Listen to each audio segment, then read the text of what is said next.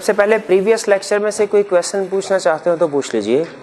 Previous lecture में हमने factor study किए थे जिन पे इलास्टिसिटी ऑफ डिमांड डिपेंड करते हैं। कोई क्वेश्चन? कोई क्वेश्चन नहीं? चलिए आज के लेक्चर की तरफ चलें। आज हम तीन कंसेप्ट स्टडी करने जा रहे हैं। एक, प्रैक्टिकल सिग्निफिकेंस या practical importance of elasticity of demand. जिस तरह हमने लॉ ऑफ डिमांड में पढ़ा, लॉ ऑफ सप्लाई में पढ़ा कि क्या इन लॉज की कोई प्रैक्टिकल सिग्निफिकेंस, प्रैक्टिकल इंपॉर्टेंस है, एग्जैक्टली उसी तरह हम स्टडी करेंगे कि क्या इलास्टिसिटी ऑफ डिमांड इसकी कोई प्रैक्टिकल सिग्निफिकेंस है, यानी क्या लोगों के लिए किसी भी प्रोडक्ट की इलास्टिसिटी ऑफ डिमांड जानना क्या अहम होता है, किन लोगों के लिए अहम है और क्यों, क्या फायदा उठाते हैं वो इस इंफॉर्मेशन से कि किसी भी प्रोडक्ट की इलास्टिसिटी ऑफ डिमांड क्या है, ये स्टडी करेंगे। फिर इसके बाद इनकम इलास्टिसिटी ऑफ डिमांड और क्रॉस इलास्टिसिटी ऑफ डिमांड, ये दो कंसेप्ट आज हमने स्टडी करने हैं और इनकी कैलकुलेशन भी सीखेंगे। आपको याद होगा जो डिमांड का प्राइमरी डिटर्मिनेंट है वो है प्राइस, लेकिन प्राइस के अलावा कुछ दूसरे भी डिटर्मिनेंट्स हैं जिन पे डिमांड डिपेंड करती है, उनकी बेस पे भी इलास्टिसिटी कैलकुलेट की जा सकती है। वो कौन से डिटर्मिनेंट्स हैं? एक, इनकम ऑफ द कंज्यूमर और दूसरा रिलेटेड गुड्स, उनके प्राइस या क्वांटिटी। तो हम जो अदर वेरिएंट्स हैं इलास्टिसिटी ऑफ डिमांड के, यानी रूटीन से हटके इनकम इलास्टिसिटी ऑफ डिमांड और क्रॉस इलास्टिसिटी ऑफ डिमांड, इसको कवर करेंगे आज के लेक्चर में। तो सबसे पहले पढ़ते हैं हम practical significance of elasticity of demand के इलास्टिसिटी ऑफ डिमांड की प्रैक्टिकल सिग्निफिकेंस क्या है, प्रैक्टिकल लाइफ में कैसे अहम है ये और किन लोगों के लिए अहम है और वो इस इंफॉर्मेशन से फायदा क्या उठाते हैं। कहते हैं जो सिग्निफिकेंस है, जो इंपॉर्टेंस है इलास्टिसिटी ऑफ डिमांड की, वो है फर्म्स के लिए, सेलर्स के लिए जो चीज को बना के सेल कर रहे हैं, और गवर्नमेंट के लिए। दो लोगों के लिए इसकी प्रैक्टिकल इंपॉर्टेंस है किसी भी प्रोडक्ट की इलास्टिसिटी ऑफ डिमांड। हमने कहा चलिए बताइए कि किसी फर्म के लिए ये क्यों जरूरी है कि उसको अपनी प्रोडक्ट की इलास्टिसिटी ऑफ डिमांड पता हो, उसे पता हो कि हम जो प्रोडक्ट सेल कर रहे हैं इसकी डिमांड इलास्टिक है या इन इलास्टिक है। ये फर्म के लिए जानना क्यों जरूरी है, इससे वो क्या फायदा उठा सकती है। तो कहने लगा फर्म के लिए इसलिए जरूरी है, पहली चीज इन प्राइसिंग डिसीजन, जब भी फर्म ने प्राइसिंग डिसीजन करने होते हैं कि क्या हमें अपनी प्रोडक्ट की प्राइस इंक्रीज करनी चाहिए, अपनी प्रोडक्ट की प्राइस डिक्रीज करनी चाहिए या उसे सेम रखना चाहिए अनचेंज, फर्म इस चीज का डिसीजन करने से पहले इलास्टिसिटी ऑफ डिमांड देखती है। फॉर एग्जांपल, अगर प्रोडक्ट की डिमांड इनइलास्टिक है, फर्म का डिसीजन क्या होगा, प्राइस क्या कर दें, इंक्रीज कर दें। अगर फर्म की प्रोडक्ट की डिमांड इलास्टिक है, डिसीजन क्या होगा, डिक्रीज कर दें। अगर फर्म की प्रोडक्ट की डिमांड यूनिट इलास्टिक है, डिसीजन क्या होगा, प्राइस सेम रहने दें, इसको चेंज ना करें। तो क्या फर्म के प्राइसिंग डिसीजन में इलास्टिसिटी का कोई रोल होता है? कोई बिल्कुल रोल होता है। इलास्टिसिटी ऑफ डिमांड को सामने रख के फर्म डिसाइड करती है कि हमने अपनी प्रोडक्ट की प्राइस इंक्रीज करें, डिक्रीज करें या सेम रहने दें। अगर प्रोडक्ट की डिमांड इलास्टिक होगी तो फर्म प्राइस को रिड्यूस कर देगी टोटल रेवेन्यू बढ़ाने के लिए। अगर डिमांड इनइलास्टिक होगी, फर्म प्राइस को इंक्रीज कर देगी।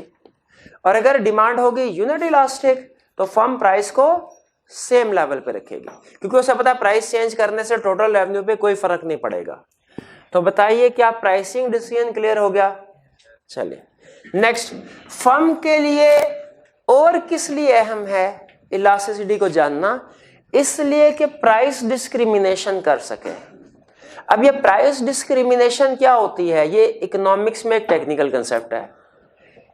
इसका कंसेप्ट सुन लीजिए। प्राइस डिस्क्रिमिनेशन का मतलब ये है कि आप सेम गुड की डिफरेंट प्राइसेस चार्ज करें डिफरेंट पर्सन से। सेम गुड जो है इसकी डिफरेंट प्राइसेस चार्ज करें डिफरेंट पर्सन से। आप हैरान हो रहे हैं ये कैसे हो सकता है। देखिए इसमें एग्जांपल लीजिए इलेक्ट्रिसिटी की। आपके घरों में इलेक्ट्रिसिटी यूज होती है और फैक्ट्रीज में भी इलेक्ट्रिसिटी यूज होती है। आपको अंदाजा होगा कि दोनों जगह पे इलेक्ट्रिसिटी का रेट जो होता है वो डिफरेंट है। घर के लिए अलग टैरिफ है और कमर्शियल यूज के लिए अलग टैरिफ है। तो ये एग्जांपल है हमारी प्राइस डिस्क्रिमिनेशन की, कि कैसे एक फर्म, एक प्रोड्यूसर यानी वापडा डिफरेंट लोगों को सेम प्रोडक्ट डिफरेंट लोगों को डिफरेंट प्राइसेस पे चार्ज कर रहा है। इसको कहते हैं प्राइस डिस्क्रिमिनेशन। अब प्राइस डिस्क्रिमिनेशन में एक ग्रुप को तो हमने हाई प्राइस चार्ज करनी है, दूसरे ग्रुप को हमने लो प्राइस चार्ज करनी है। भाई प्राइस डिस्क्रिमिनेशन में कैसे पता चलेगा किस ग्रुप को हाई प्राइस चार्ज करनी है और किसको लो प्राइस चार्ज करनी है? कैसे पता चलेगा? भाई जिस ग्रुप की डिमांड इनइलास्टिक है उसको हाई प्राइस चार्ज करें, जिसकी डिमांड इलास्टिक है उसको लो प्राइस चार्ज करें। अब फर्ज कीजिए आपने, मतलब आपके डेली लाइफ में से एग्जांपल देता हूं, बाज़ औक़ात ऐसा होता है कि एक ही शर्ट हम फॉर एग्जांपल हमें हो सकता है वो अनारकली से किसी और प्राइस में मिले, और वही अगर हम डिफेंस में चले जाएं फॉर एग्जांपल, या गुलबर्ग में MM आलम रोड पे आप चले जाएं शर्ट खरीदने के लिए, तो आपको तकरीबन वही शर्ट किसी और प्राइस में मिले। आपने ऑब्जर्व किया होगा। तो ये प्रोडक्ट तकरीबन से प्रोडक्ट वही है, लेकिन देखिए डिफरेंट प्राइसेस चार्ज की जा रही हैं डिफरेंट कंज्यूमर्स को। क्यों? क्योंकि for example MM Alam road पे जो कंज्यूमर आ रहा है वो नॉर्मली जो ऑन एवरेज वो रिच पीपल होते हैं, उनके लिए किसी भी चीज की डिमांड जो है वो इनइलास्टिक होती है। पढ़ा था हमने, रिच पीपल के नॉर्मल गुड्स की डिमांड इनइलास्टिक होती है, वो हाई प्राइस देने को तैयार है। तो आप देखेंगे वहां पे प्राइस जो है वो हाई है, लेकिन दूसरी जगहों पे प्राइस जो है जहां पे लोगों की डिमांड इलास्टिक है वहां पे चीजों की जो प्राइस है वो क्या सेट की, लो। तो इलास्टिसिटी का कंसेप्ट प्रोड्यूसर्स के लिए, सेलर्स के लिए प्राइस डिस्क्रिमिनेशन में भी हेल्पफुल है। प्राइस डिस्क्रिमिनेशन का मतलब क्या होता है? सेम गुड डिफरेंट कंज्यूमर्स को डिफरेंट प्राइस में चार्ज करना। प्राइस डिस्क्रिमिनेशन का मतलब क्या है? सेम गुड डिफरेंट कंज्यूमर्स को डिफरेंट प्राइसेस में सेल करना, यह है price discrimination. Elasticity of demand price discrimination में कैसे असिस्ट करती है, हेल्पफुल होती है? इसलिए कि जिस ग्रुप की डिमांड इनइलास्टिक होगी उसको हाई प्राइस चार्ज की जाएगी, जिस ग्रुप की डिमांड इलास्टिक होगी उसको लो प्राइस चार्ज की जाएगी। अब देखिए, बताइए इस प्राइस डिस्क्रिमिनेशन में भी इलास्टिसिटी काम कर रही है कि नहीं कर रही? आगे चलते हैं। In shifting tax burden shift करने में भी, अब देखिए गवर्नमेंट ने फर्ज कीजिए किसी चीज के ऊपर टैक्स लगाया, अब सेलर की कोशिश क्या होगी कि वो टैक्स सारे का सारा बर्डन शिफ्ट कर दे कंज्यूमर पे। टैक्स बर्डन का मतलब है टैक्स पे कौन करेगा? गवर्नमेंट ने जो टैक्स लगाया, टैक्स बर्डन का मतलब क्या है? टैक्स पे कौन करेगा? अगर तो टैक्स बर्डन सेलर शिफ्ट कर सकता है कंज्यूमर पे तो उसकी कोशिश होती है कंज्यूमर पे सारे का सारा टैक्स शिफ्ट कर दे। लेकिन याद रखें हर सिचुएशन में पॉसिबल नहीं है, क्योंकि बाज़ औक़ात अगर टैक्स बर्डन सारे का सारा कंज्यूमर पे शिफ्ट कर दिया जाए, हाई प्राइस की वजह से कंज्यूमर उस प्रोडक्ट को इस्तेमाल करना ही छोड़ देता है, और सेलर जो है वो कहता है कि जी मैं तो टैक्स आगे शिफ्ट करने का सोच रहा था, ये तो मेरा अपना रेवेन्यू जो जनरेट होता है उससे भी हाथ धोने पड़े। तो अब सेलर कैसे डिसाइड करता है, गैस कीजिए, फर्म कैसे डिसाइड करती है कि हमने किस प्रोडक्ट पे टैक्स बर्डन को शिफ्ट करना है कंज्यूमर पे और किस प्रोडक्ट में टैक्स बर्डन को शिफ्ट नहीं करना? करेक्ट। जिस प्रोडक्ट की डिमांड इनइलास्टिक होगी उसका टैक्स बर्डन आगे शिफ्ट कर दिया जाएगा, और जिस प्रोडक्ट की डिमांड इलास्टिक होगी उसका टैक्स बर्डन आगे शिफ्ट नहीं किया जाएगा, वो फर्म खुद बियर करेगी, क्योंकि उससे डिमांड इफेक्ट होने का खतरा है। तो बताइए इलास्टिसिटी ऑफ डिमांड क्या ये सिर्फ बुकिश कंसेप्ट है या कि प्रैक्टिकल वर्ल्ड में भी यूज होता है? कौन कौन यूज करता है? फर्म भी यूज करती है और गवर्नमेंट भी यूज करती है। भाई फर्म के किस काम आता है? फर्म के काम आता है प्राइसिंग डिसीजन में। इन इलास्टिक डिमांड है प्राइस बढ़ा दो, इलास्टिक है कम कर दो, यूनिट इलास्टिक है सेम रखो। और किस काम आता है? प्राइस डिस्क्रिमिनेशन में। अगर आपने सेम गुड डिफरेंट कंज्यूमर्स को डिफरेंट प्राइसेस पे चार्ज करनी है तो फिर आप जिन ग्रुप की डिमांड इनइलास्टिक है उसको हाई प्राइस चार्ज करें, और जिसकी डिमांड इलास्टिक है उसको लो प्राइस चार्ज करें। और फिर इन शिफ्टिंग टैक्स बर्डन, अगर तो गवर्नमेंट ने टैक्स लगाया, आपकी प्रोडक्ट की डिमांड इनइलास्टिक है, आप उसको आगे शिफ्ट कर सकते हैं, यानी प्रोडक्ट की प्राइस में ऐड कर दें। और अगर उसकी डिमांड इनइलास्टिक है तो फिर क्या करें, आपको खुद बियर करना पड़ेगा। अब मुझे ये बताइए, फर्ज कीजिए हम किसी सिगरेट मैन्युफैक्चर कंपनी में फाइनेंस उसमें CFO की पोस्ट पे हैं और हमने डिसाइड करना है कि गवर्नमेंट ने रिसेंटली टैक्स इम्पोज किया है, हम आगे पास ऑन करें इस टैक्स को या ना करें। तो बताइए करना चाहिए कि नहीं? पास ऑन करना चाहिए बिल्कुल, क्योंकि हमें पता है कि हमारी प्रोडक्ट की डिमांड इनइलास्टिक है, कंज्यूमर पे करेगा, उसको आदत जो पड़ी हुई है, एडिक्शन की वजह से डिमांड इनइलास्टिक। तो ये तो हो गया हमारा फर्म के पॉइंट ऑफ व्यू से सिग्निफिकेंस क्या है इलास्टिसिटी ऑफ डिमांड की। अब देखते हैं गवर्नमेंट के पॉइंट ऑफ व्यू से, गवर्नमेंट के लिए इलास्टिसिटी ऑफ डिमांड जानना क्यों जरूरी है। देखिए सबसे पहले चीज, टैक्स डिसीजन करने में गवर्नमेंट जो है वो बहुत सी प्रोडक्ट्स गवर्नमेंट के सामने, देखे पूरे मुल्क में फॉर एग्जांपल 500 प्रोडक्ट सेल हो रही हैं। अब फाइनेंस मिनिस्टर हैं अगर आप पाकिस्तान के, आपने डिसीजन करना है इन 500 चीजों में से किस पे टैक्स बढ़ाया जाए, किस पे कम किया जाए। ये डिसीजन कैसे करेंगे? प्रोडक्ट की इलास्टिक, जिस प्रोडक्ट की डिमांड इनइलास्टिक है वहां पे टैक्स बढ़ा दिया जाएगा, जिसकी डिमांड इलास्टिक है टैक्स कम कर दिया जाएगा। क्योंकि अगर आपने ये डिसीजन गलत किया, आपके एक गलत डिसीजन की वजह से पूरी की पूरी इंडस्ट्री बैठ सकती है। अगर आपने किसी इलास्टिक गुड पे टैक्स इंपोज कर दिया तो लोग क्या करेंगे? अब मुझे बताइए, आपकी टैक्स कलेक्शन ज्यादा होगी या कम होगी? कम होगी, क्योंकि टैक्स की वजह से लोग उस चीज को खरीदना ही छोड़ देंगे। आपके लिए रेवेन्यू कम हुआ, चलो ये तो गवर्नमेंट तो चले फिर भी लोन वगैरह लेके गुजारा कर लेगी, भाई वो जो कंपनी है, इंडस्ट्री है, जिसकी डिमांड ही कम होगी, लोग अब उस चीजें खरीद ही नहीं रहे, अब वो तो बंद होने पे आ जाएगी। इसीलिए चूंकि गवर्नमेंट के लिए बड़े डिसीजन बड़े क्रिटिकल सेंसिटिव होते हैं, इसलिए गवर्नमेंट जब कभी टैक्स डिसीजन करती है बड़े ध्यान से उन्हें देखना पड़ता है कि कौन सी हमारी प्रोडक्ट इकोनॉमी में चल रही है जिसकी डिमांड इलास्टिक है और कौन सी इनइलास्टिक। एक गलत डिसीजन पूरी इंडस्ट्री को बिठा सकता है, बंद कर सकता है।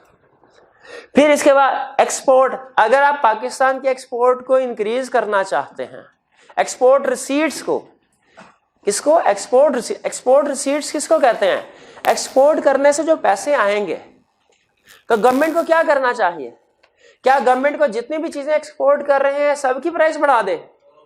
नहीं, बल्कि किन किन गुड्स की प्राइस, जिनकी डिमांड इनइलास्टिक है उनकी प्रोडक्ट प्राइस बढ़ा देंगे। अगर प्राइस बढ़ाएंगे, क्या इससे इंटरनेशनल मार्केट में हमारी एक्सपोर्टेड गुड की डिमांड कम होगी? नहीं, क्योंकि वो इनइलास्टिक है, हमें पहले की निस्बत ज्यादा पैसे मिलेंगे, जिससे हमारी एक्सपोर्ट रिसीट्स बढ़ जाएंगी, जिसे आम ज़बान में कह सकते हैं ज़र मुबादला के ज़हायर में इजाफा होगा। तो यह है practical significance of elasticity of demand. ये कुछ समझ आया कंसेप्ट? चलिए, आपके पास 5 मिनट हैं, लर्निंग ऑब्जेक्टिव 4 की रीडिंग कर लीजिए और ख़ास तौर पे एंड में जो 5 पेपर के क्वेश्चंस हैं इनको भी देख लीजिए।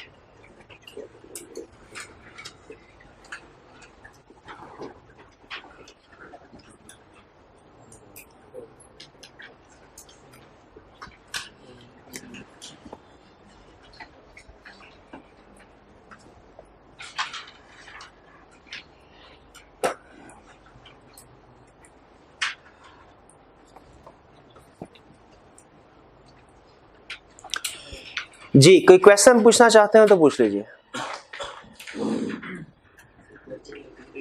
जी क्वेश्चन नंबर क्या है? नहीं ये शायद आप कोई और एडिशन यूज कर रहे हैं।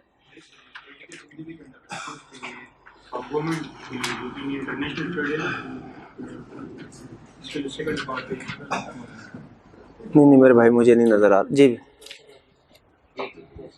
18 question, explain the usefulness to a business of information on price and income elasticity of demand for its product. वो कह रहा है कि बताओ किसी बिजनेस के लिए कैसे इंफॉर्मेशन यूजफुल है। कौन सी इंफॉर्मेशन? कह रहा है प्राइस इलास्टिसिटी ऑफ डिमांड की और इनकम इलास्टिसिटी ऑफ डिमांड की। किसी भी बिजनेस के लिए अपने प्रोडक्ट की प्राइस इलास्टिसिटी ऑफ डिमांड को जानना क्यों जरूरी है, किस काम आती है, और इनकम इलास्टिसिटी ऑफ डिमांड को जानना क्यों जरूरी है, किस काम आती है। देखिए प्राइस इलास्टिसिटी ऑफ डिमांड में तो हम पढ़ चुके हैं कि ये रीजंस है किस लिए किसी भी एक बिजनेस को अपनी प्रोडक्ट की प्राइस इलास्टिसिटी ऑफ डिमांड जानना जरूरी है। इसमें हम सिर्फ ये फर्म के 3 पॉइंट लिखेंगे, गवर्नमेंट वाला पॉइंट नहीं लिखेंगे कि उसने गवर्नमेंट के बारे में नहीं पूछा, सिर्फ फर्म के बारे में पूछा है। और इनकम इलास्टिसिटी ऑफ डिमांड जानना क्यों जरूरी है, ये अभी हम थोड़ी देर में कंसेप्ट पढ़ेंगे। ठीक है, इनकम इलास्टिसिटी ऑफ डिमांड जानना क्यों जरूरी है। जी इसके अलावा कोई क्वेश्चन? चलिए नेक्स्ट कंसेप्ट की तरफ चलें। नेक्स्ट हम कैलकुलेशन कंसेप्ट सीखने जा रहे हैं, इनकम इलास्टिसिटी ऑफ डिमांड। देखिए कंसेप्ट बेस वही है जो प्राइस इलास्टिसिटी ऑफ डिमांड के थे। क्या प्राइस इलास्टिसिटी ऑफ डिमांड को हमने कैसे डिफाइन किया था कि प्राइस इलास्टिसिटी डिमांड है change in percentage change in quantity demanded due to percentage change in price. अगर डेफिनेशन तकरीबन यही रहे, सिर्फ हम प्राइस की बजाय इनकम का वर्ड यूज कर लें कि इनकम इलास्टिसिटी ऑफ डिमांड क्या है, percentage change in demand due to percentage change in income of consumer, तो ये प्राइस इलास्टिसिटी ऑफ डिमांड नहीं रहेगी, फिर क्या बन जाएगी, ये इनकम इलास्टिसिटी ऑफ डिमांड। जो हमें क्या बता रही है, जो हमें ये बता रही है कि लोगों की इनकम में कितना चेंज हो तो फिर वो डिमांड कितनी चेंज होती है। तो इनकम इलास्टिसिटी ऑफ डिमांड का फार्मूला क्या है, इनकम वाई आपको पता है इकोनॉमिक्स में किस चीज को शो करने के लिए लिखते हैं, इनकम को, और ईडी इलास्टिसिटी ऑफ डिमांड को शो करें। तो income elasticity of demand is equal to percentage change in quantity demanded divided by percentage change in income. यानी इनकम चेंज होने से डिमांड में जितना फर्क पड़ेगा उसे हम क्या कहते हैं, इनकम इलास्टिसिटी ऑफ डिमांड। अच्छा अगर मैं आपसे कहूं इसको कैलकुलेट कैसे करते हैं, फार्मूला बताइए। कैलकुलेशन अगर एग्जाम में कह दे कि income elasticity of demand calculate करें तो आप परेशान हो जाएंगे कि ये तो सर ने सिखाया ही नहीं था लेकिन एग्जाम में आ गया। देखिए कंसेप्ट बिल्कुल सिंपल, जब price elasticity of demand calculate करते हैं तो हम टेबल बनाते हैं, यहां पे प्राइस और यहां पे डिमांड, और नीचे कुछ फिगर्स होती हैं जिनके बाद हम आर्क मेथड या पॉइंट मेथड की बेस पे कैलकुलेशन कर लेते हैं। अगर वो हमसे इनकम इलास्टिसिटी ऑफ डिमांड का क्वेश्चन पूछेगा तो वो इंफॉर्मेशन सिमिलर तरीके से होगी, लेकिन अब की बार वो प्राइस की बजाय हमें क्या बता देगा, इनकम कहेगा कि जी कंज्यूमर की इस इनकम पे ये डिमांड है, इस इनकम पे ये डिमांड है। Income elasticity of demand calculate कीजिए। आपका क्वेश्चन में सिर्फ और सिर्फ इस कॉलम का जो टाइटल है ये चेंज होगा, प्राइस की बजाय इनकम आ जाएगा। बाकी सारी की सारी कैलकुलेशन 100% वही है जो कि हमने प्राइस इलास्टिसिटी ऑफ डिमांड में पढ़ा। 100% कैलकुलेशन वही है, सिर्फ ये जो कॉलम बनाते हैं इसका टाइटल चेंज हो जाएगा। पहले प्राइस इलास्टिसिटी ऑफ डिमांड में ये प्राइस होता था, अब क्या हो जाएगा, इनकम। हाँ जब आप फिगर कैलकुलेट कर लेंगे एंड पे इंटरप्रिटेशन में फर्क आएगा, क्योंकि अब आपको पता है कि income elasticity of demand calculate कर रहे हैं, यानी इनकम और डिमांड का रिलेशनशिप देख रहे हैं। अगर income elasticity of demand calculate की और आंसर आया हमारा पॉजिटिव, तो पॉजिटिव आंसर क्या शो कर रहा है कि जैसे जैसे इनकम बढ़ रही है इस चीज की डिमांड भी बढ़ रही है। यानी ये कौन सी गुड्स है, नॉर्मल गुड। और अगर आपने income elasticity of demand calculate किया, आंसर है नेगेटिव, इसका मतलब है आपकी इनकम में और डिमांड में नेगेटिव रिलेशनशिप है, यानी इनकम बढ़ने से डिमांड कम हो गई है। तो ये कौन सी प्रोडक्ट होगी? इंफीरियर। फिर सुन लीजिए, जब आप income elasticity of demand calculate करेंगे, सारी कैलकुलेशन वैसी ही होगी जैसी प्राइस इलास्टिसिटी ऑफ डिमांड की है। फर्क किस चीज का आएगा? सिर्फ जो कॉलम बनाएंगे उसमें प्राइस की जगह पे वर्ड इनकम आ जाएगा। हाँ, एंड पे जब इंटरप्रिटेशन करेंगे, इंटरप्रिटेशन भी डिफरेंट होगी। आपको पता है इंटरप्रिटेशन में हम साइन को अलहदा इंटरप्रेट करते हैं, नंबर को अलहदा इंटरप्रेट करते हैं। साइन को कैसे इंटरप्रेट करना है? अगर साइन आया पॉजिटिव, ये गुड नॉर्मल है, यानी इनकम बढ़ने से गुड बढ़ रही है, इनकम बढ़ने से डिमांड कम हो रहा है। लेकिन अगर साइन आया नेगेटिव, तो इसका मतलब इनकम बढ़ने से डिमांड कम हो रही है। तो जिस गुड की इनकम बढ़ने से डिमांड कम हो उसे हम क्या नाम देते हैं? इंफीरियर। तो पॉजिटिव साइन क्या शो कर रहा है कि गुड नॉर्मल है, नेगेटिव साइन क्या शो कर रहा है? Good inferior. जी, इंटरप्रिटेशन क्लियर हो गई इनकम इलास्टिसिटी ऑफ डिमांड की। अब आते हैं नंबर की तरफ। अगर तो आपने income elasticity of demand calculate की और इसका आंसर आया लेस देन 1, लेस देन 1 का मतलब है ये नेसेसिटी ऑफ लाइफ है। और अगर इनकम इलास्टिसिटी ऑफ डिमांड का आंसर है मोर देन 1, इसका मतलब है ये लग्जरी ऑफ लाइफ है। जो लग्जरी ऑफ लाइफ होती है, इनका जो इनकम इलास्टिसिटी ऑफ डिमांड है ये मोर देन 1 होता है। यानी इनकम बढ़ती है तो बताइए, जब इनकम बढ़ती है हम नेसेसरी चीजें ज्यादा परचेज करते हैं कि luxuries of life? Luxuries of life. तो मोर देन 1 का मतलब है आपकी इनकम बढ़ी और आपने ज्यादा चीजें खरीदना शुरू कर दी, तो वो लग्जरीज ऑफ लाइफ होगी जो हम ज्यादा खरीद रहे होंगे। ये income elasticity of demand clear हो गया। अब वो कहता है बताइए कि प्रोड्यूसर के लिए, फर्म के लिए इसकी अहमियत क्या है? फर्म के लिए इसकी अहमियत क्या है? अच्छा, मुझे ये बताइए कि आप जापान की इकोनॉमी को पाकिस्तान की इकोनॉमी के साथ कंपेयर करें, मुझे बताइए लग्जरीज ऑफ लाइफ ज्यादा आपको कहाँ नजर आएंगे? जापान में। अच्छा, गैस कीजिए, और वैसे पॉपुलेशन जापान की कम है, लेकिन जो नेशनल इनकम होती है, सारे लोगों की कलेक्टिव इनकम, वो पाकिस्तान की ज्यादा है कि जापान की? जापान की। इसीलिए जो इंटरनेशनल फर्म जो भी होगी ना, उसने अगर कोई अपना मतलब ब्रांचेस वगैरह या अपना ऑफिस जो है स्टार्ट करना है, बिजनेस स्टार्ट करना है, वो पाकिस्तान में नहीं आएंगे। उन्हें पता है कि पाकिस्तान में लोगों के पास पैसा ही नहीं है, तो वो हमारी चीजें कैसे खरीदेंगे? जापान में लोगों के पास पैसा है, तो वहां पे वो अपना बिजनेस शुरू करेंगे, क्योंकि वहां के लोग जो है वो महंगी चीजें, लग्जरीज ऑफ लाइफ ज्यादा खरीद सकते हैं।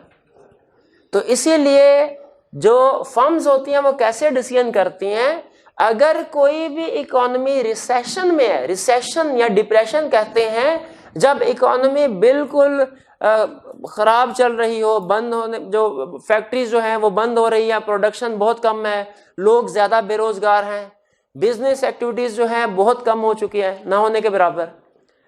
जब इकोनॉमी जो है पुअर कंडीशन में हो, इसे कहते हैं इकोनॉमी रिसेशन में। और जब इकोनॉमी बहुत अच्छी कंडीशन में हो, बिजनेस ज्यादा चल रहे हैं, तो इसको क्या, फैक्ट्रियां जो है वो प्रोडक्शन ज्यादा है, लोग ज्यादा रोजगार पे चल रहे हैं, उनकी इनकम में इजाफा हो रहा है, इसको कहते हैं बूम। बूम बूम बूम वाला बूम। तो रिसेशन जो है, मुझे बताइए, अगर इकोनॉमी बूम पे है तो फर्म्स जो हैं वो किन चीजों की प्रोडक्शन के फोकस करेंगी? उन चीजों पे जिनकी इनकम इलास्टिसिटी ऑफ डिमांड ज्यादा है, या उन पे जिनकी इनकम इलास्टिसिटी ऑफ डिमांड कम है? वैसे ज्यादा है, क्योंकि पता है जब इकोनॉमी बूम पे है, लोगों में पैसा है, लोग ज्यादा चीजें खरीदेंगे। और अगर इकोनॉमी रिसेशन में हो तो फिर फर्म्स किस चीज के ऊपर फोकस करेंगी? उन गुड्स के ऊपर जिनकी डिमांड जो है, ये इनकम इलास्टिसिटी ऑफ डिमांड कम है, लो है। ठीक है, इसीलिए अगर किसी इंटरनेशनल फर्म ने फैसला करना होगा पाकिस्तान जाए या कि जापान जाए, वो देखेंगे पाकिस्तान, ओके, अगर तो नेसेसिटी ऑफ लाइफ प्रोड्यूस करनी है वो पाकिस्तान आ जाएंगे, क्योंकि उन्हें पता है कि लोग जो है चाहे उनके पास पैसे कम भी है, नेसेसिटी ऑफ लाइफ तो उन्होंने खरीदनी है। लेकिन अगर वो कोई लग्जरी ऑफ लाइफ, जैसे कोई गाड़ियां बनानी है फॉर एग्जांपल उन्होंने, ठीक है, नई कंपनी है जिसने गाड़ियां मैन्युफैक्चर करने हैं, तो वो पाकिस्तान में नहीं है, वो जापान में जाएंगे। उन्हें पता है लोग लग्जरीज वो परचेज करेंगे जिनके पास इनकम ज्यादा। जी, इंपोर्टेंस का कंसेप्ट समझ आ गया आपको? चलिए, अब आपके पास 3 मिनट का टाइम है, आप लर्निंग ऑब्जेक्टिव 5 की रीडिंग कर लीजिए। इसमें खास तौर पे साइन को आपने समझना है कि साइन से कैसे हम पहुंच रहे हैं ये टाइप ऑफ गुड के ऊपर, कि नॉर्मल गुड है या इंफीरियर गुड है।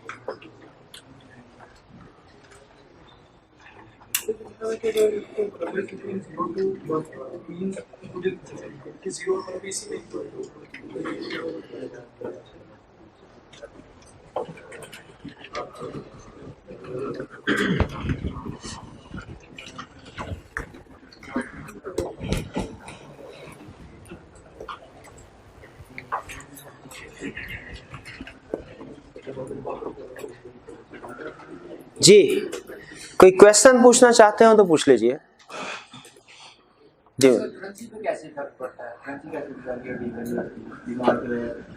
यहाँ कहाँ करेंसी आ गई मेरे भाई? नहीं, वो टॉपिक आएगा हमारा एक एक्सचेंज रेट का, उसमें मैं आपको एक्सप्लेन करूंगा कि करेंसी की वैल्यूएशन डिवैल्यूएशन किस तरीके से होती है और इसको कंट्रोल कैसे किया जा सकता है, इंक्रीज कैसे किया, वो वहाँ रेलिवेंट टॉपिक आएगा हमारा, प्रोबेबली चैप्टर 14 है, उसमें पढ़ेंगे हम। जी, और कोई क्वेश्चन? जी, रिसेशन का मतलब ये होता है जब इकोनॉमी जो है वो पुअर कंडीशन में हो, जब फैक्ट्रीज जो हैं वो बंद हो रही हो, प्रोडक्शन बहुत कम हो रही हो, मजदूर ज्यादातर लोग जो हैं वो बेरोजगार हों, ठीक है, मार्केट में जो है वो इकोनॉमिक एक्टिविटीज बहुत कम हो। इन शॉर्ट, रिसेशन का मतलब है इकोनॉमिक एक्टिविटीज कम है, और बूम का मतलब है इकोनॉमिक एक्टिविटीज बहुत ज्यादा है। जब बाजार भरे हुए हों लोगों से, कस्टमर से और सेलर से, हम कहते हैं इकोनॉमी बूम में है, और जब बाजार खाली पड़े हों, सुनसान हो, इक्का दुक्का सिर्फ कस्टमर सेलर्स हों, हम कहते हैं ये इकोनॉमी रिसेशन में।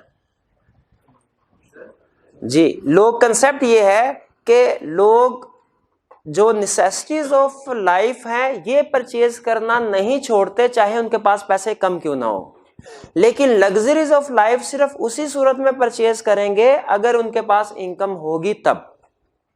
इसीलिए वो कहते हैं, फर्म देख लेते हैं कि भाई इस इकोनॉमी में लोगों के पास पैसा है कि नहीं है। अगर पैसा है वो लग्जरी गुड बनाएंगे, और अगर पैसा नहीं है लोगों के पास तो फिर नेसेसिटीज ऑफ लाइफ बनाएंगे। नेक्स्ट कंसेप्ट स्टडी करने जा रहे हैं, क्रॉस इलास्टिसिटी ऑफ डिमांड। देखिए, क्रॉस इलास्टिसिटी ऑफ डिमांड का मतलब क्या है कि हमारी, देखिए, प्रोडक्ट, जिस प्रोडक्ट को हम सेल कर रहे हैं, क्या उसकी डिमांड उसकी प्राइस से इफेक्ट हो सकती है? हम किसी एक प्रोडक्ट को सेल कर रहे हैं, क्या उसकी डिमांड उसकी प्राइस से इफेक्ट हो सकती है? इसको क्या कहते हैं? Price elasticity of demand. क्या जिस प्रोडक्ट को हम सेल कर रहे हैं इसकी डिमांड लोगों की इनकम से इफेक्ट हो सकती है? बिल्कुल हो। इसे क्या कहते हैं? Income elasticity of demand. अच्छा बताइए, जिस गुड को हम सेल कर रहे हैं क्या इसकी डिमांड किसी और गुड की प्राइस से इफेक्ट हो सकती है, इसे कहते हैं क्रॉस इलास्टिसिटी ऑफ डिमांड। बताइए ये कैसे पॉसिबल है कि हमारी प्रोडक्ट की डिमांड किसी दूसरी प्रोडक्ट की प्राइस से इफेक्ट हो? ये ऐसे पॉसिबल है कि वो दूसरी गुड या सब्स्टिट्यूट हो या कंप्लीमेंट हो। सब्स्टिट्यूट और कंप्लीमेंट के लिए एक लफ्ज जो इजाद किया गया है इकोनॉमिक्स में, वो है रिलेटेड गुड्स। रिलेटेड गुड्स का मतलब है कंप्लीमेंट्री गुड और सब्स्टिट्यूट गुड। तो वो कहता है ऐसा भी है, तो हमें देखना चाहिए कि एक दूसरी प्रोडक्ट की प्राइस हमारी प्रोडक्ट की डिमांड को कैसे इफेक्ट कर रही है। ये देखना कि किसी दूसरी प्रोडक्ट की प्राइस में कितना चेंज आएगा तो हमारी प्रोडक्ट की डिमांड कितनी इफेक्ट होगी, ये एनालिसिस करना कहलाता है cross elasticity of demand. Cross economics में कहते हैं किसी दूसरी चीज को जब रेफर करना हो, हमने इशारा करना हो, क्रॉस मीन अदर, ठीक है। तो क्रॉस इलास्टिसिटी ऑफ डिमांड का मतलब क्या है, जब प्राइस तो किसी ए प्रोडक्ट की हो लेकिन डिमांड इफेक्ट हो रही हो बी की, तो इससे हम क्या कहेंगे, क्रॉस इलास्टिसिटी ऑफ डिमांड। अब जब एग्जाम में क्रॉस इलास्टिसिटी ऑफ डिमांड हमसे कैलकुलेट करवाएगा, प्राइस देगा प्रोडक्ट ए की और डिमांड किसकी देगा, प्रोडक्ट बी की, और कहेगा कि कैलकुलेट कीजिए क्रॉस इलास्टिसिटी ऑफ डिमांड, तो हम कहेंगे कि जिस प्रोडक्ट की, अजीब पागल है, जिस प्रोडक्ट की प्राइस दी उसकी डिमांड ही नहीं है और जिसकी डिमांड दी उसकी प्राइस ही नहीं है, ये तो कुछ भी कैलकुलेट नहीं हो सकता। क्या हो सकता है भाई, यही तो कैलकुलेट करना है। क्रॉस इलास्टिसिटी ऑफ डिमांड का कंसेप्ट ही यही है कि प्राइस किसी और प्रोडक्ट की होगी और डिमांड किसी और प्रोडक्ट की होगी। अब यहां पे अगेन हमारा जो कॉलम बनेगा एग्जैक्टली यही कॉलम होगा। फर्क किस चीज का होगा, सिर्फ फर्क सिर्फ ये होगा कि यहां पे क्या लिखा जाएगा, price of A, price of good A, और यहां पे क्या लिखा जाएगा, डिमांड ऑफ बी, ये लिखा जाएगा। यानी प्राइस किसी और चीज की है और डिमांड किसी और चीज की, तभी तो cross elasticity of demand calculate होगी। अच्छा, अब कैलकुलेशन समझ आ गई कैसे करने। अब अगेन हम कैसे इसको इंटरप्रेट करेंगे। वो कहता है कि अगर तो आपने कैलकुलेशन की और साइन आया पॉजिटिव, पॉजिटिव साइन का मतलब क्या होगा कि जब आपकी एक चीज की प्राइस बढ़ती है तो दूसरी चीज की डिमांड भी बढ़ जाती है। सोच के बताइए, जब एक की प्राइस बढ़े और दूसरी गुड की डिमांड बढ़ जाए, दोनों गुड्स कौन सी होगी, शाबाश, सब्स्टिट्यूट। और अगर हम cross elasticity of demand calculate करें और इससे जो आंसर है वो आए नेगेटिव, नेगेटिव आंसर बता क्या रहा है, पहले इसका कंसेप्ट समझ लें। नेगेटिव आंसर ये बता रहा है कि जब आप एक गुड की प्राइस को बढ़ा रहे हैं तो दूसरी गुड की डिमांड कम हो रही है। बताइए, जब एक गुड की प्राइस बढ़ रही हो दूसरी की डिमांड कम हो रही हो, दोनों गुड्स में क्या रिलेशनशिप है, कंप्लीमेंट। ठीक है, तो positive sign shows substitute goods, negative sign shows complementary good. और अगर आंसर 0 आ जाए, इसका मतलब है एक चीज की प्राइस के चेंज होने से दूसरी गुड की डिमांड पे कोई फर्क पड़ ही नहीं रहा। इसका मतलब है दोनों का आपस में कोई ताल्लुक वास्ता ही नहीं है। तो जब दो चीजों का आपस में ताल्लुक वास्ता ही ना हो, उसे इकोनॉमिक्स में हम क्या कहते हैं, इंडिपेंडेंट गुड या अनरिलेटेड गुड्स। तो क्लियर हुआ क्रॉस इलास्टिसिटी ऑफ डिमांड को कैलकुलेट कैसे करना है। इसमें डिमांड होगी किसी एक चीज की, डिमांड किसी और चीज की होगी जो इफेक्ट हो रही है, और प्राइस किसी और चीज की होगी। ठीक है, क्योंकि अगर उसी चीज की प्राइस है, उसी चीज की डिमांड है, तो वो तो simple price elasticity of demand बन जाएगी। लेकिन जब प्राइस किसी और की हो, डिमांड किसी और की हो, तो वो क्या बनेगी, क्रॉस इलास्टिसिटी ऑफ डिमांड। भाई ये कंसेप्ट समझ आया आपको। ठीक है, तो आज हमने इलास्टिसिटी ऑफ डिमांड के तीनों वेरिएंट्स कंप्लीट कर लिए, price elasticity of demand way, income elasticity of demand way cross elasticity of demand भी। और बताइए आई कैप सबसे ज्यादा कौन सा कंसेप्ट टेस्ट करता है? Price elasticity of demand. ठीक है जी मेरे भाई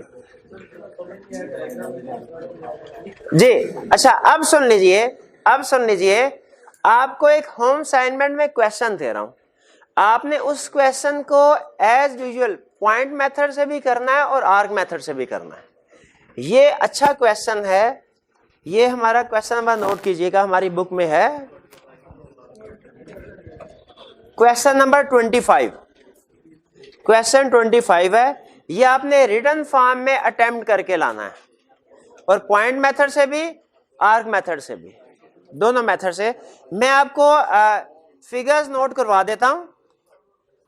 आर्क मेथड से तो उसने बताया हुआ है, पॉइंट मेथड की फिगर नोट कर लीजिए क्वेश्चन 25 में।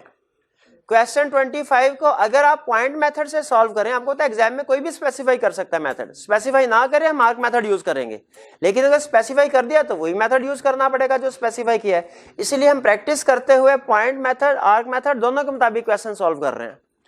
पॉइंट मेथड के मुताबिक आपका अल्फा एंड बीटा का आंसर आएगा -1.67। पॉइंट आर्क मेथड से तो दिए हुए ना आंसर, आर्क मेथड से आंसर है -1.91 और +0.53 अल्फा एंड बीटा का।